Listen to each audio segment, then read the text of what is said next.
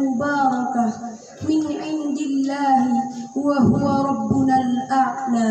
السلام السلام السلام عليكم ورحمة الله وبركاته.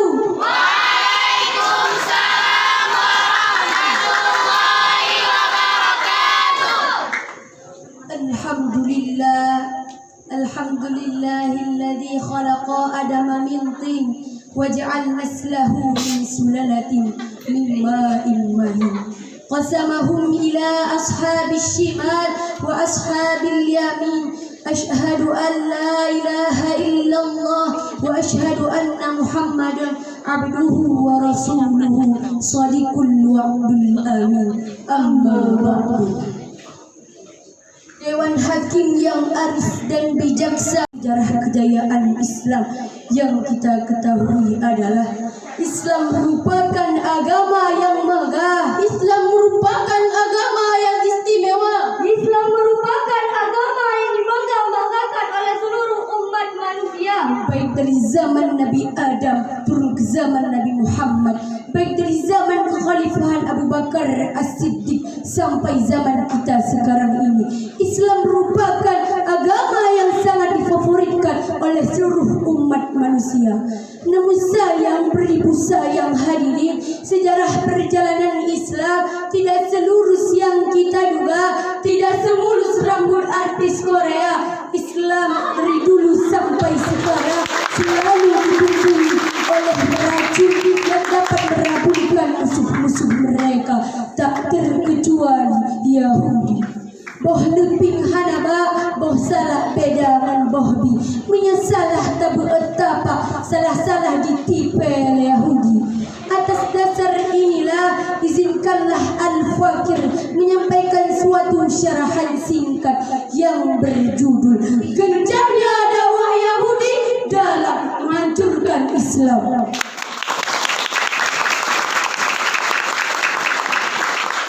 Hadirin kaum muslimin muslimat rahimakumullah, berbicara tentang gencarnya dakwah Yahudi, apakah itu dakwah?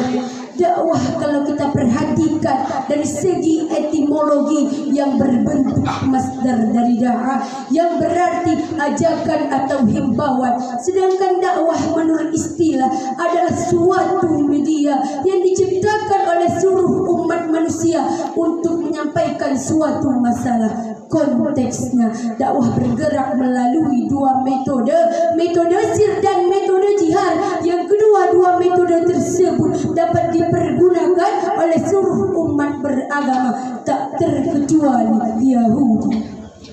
Siapakah itu Yahudi?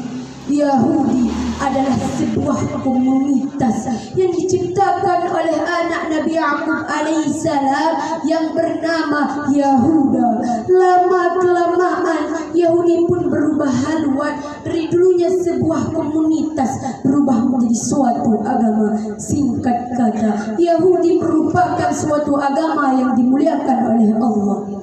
Namun sejarah telah mencatat apabila Islam turun sebagai rahmatan lil alamin, raut muka Yahudi pun berubah. Dari dulunya agama yang dibangga-banggakan berubah menjadi agama yang dihujat dan dihina oleh Allah Subhanahu wa taala. Hal ini dapat kita perhatikan dari surah Al-Baqarah ayat 120 yang akan dilantunkan oleh qari'ah kami. أعوذ بالله من الشيطان الرجيم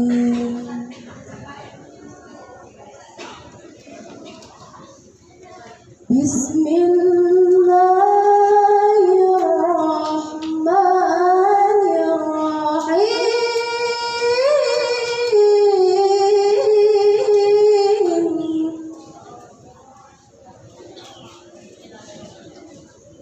ولن ترضى عنك اليهود ولا النصارى حتى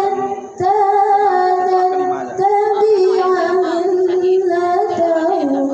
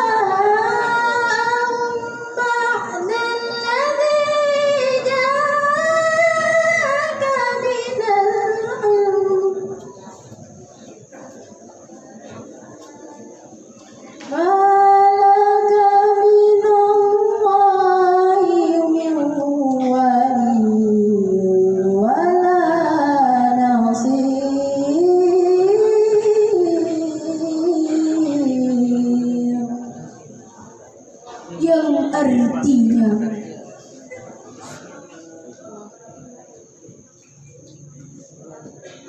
Hamba berlindung kepadamu ya Allah dari godaan syaitan yang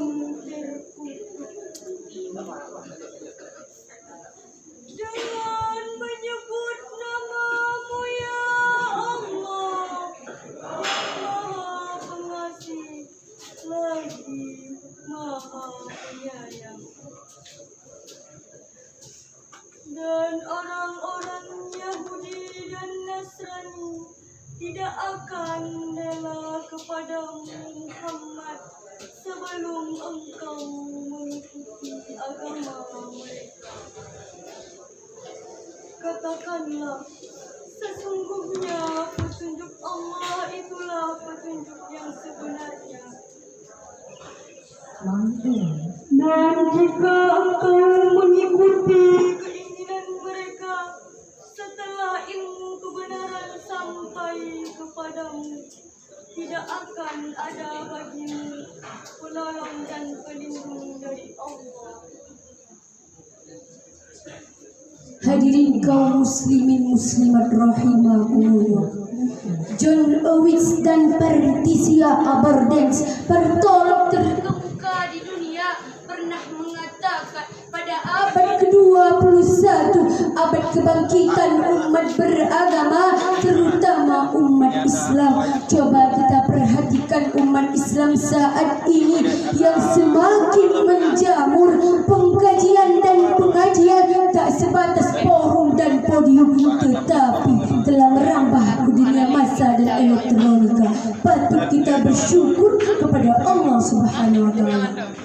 Namun sayang, begitu sayang hadirin, pada abad ke-21 juga membuat Yahudi menguasai lika-liku kehidupan manusia, baik di negara maju Amerika sampai ke negara berkembang Indonesia. Yahudi terus mengelilingi dunia sampai ke negeri seram di Mekah yang dikenal taat beragama.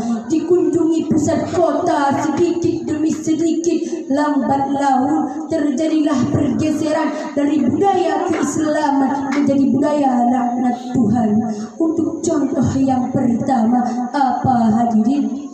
Masjid merupakan tempat ibadah, tempat sujud, tempat melakukan permusyawaratan tentang Islam. Itulah yang dicontohkan Rasulullah pada saat hijrah, betul? Mantul, mantap, betul. Tapi masjid telah mengalami pergeseran. Masjid laksana bangunan kosong yang tak bermakna.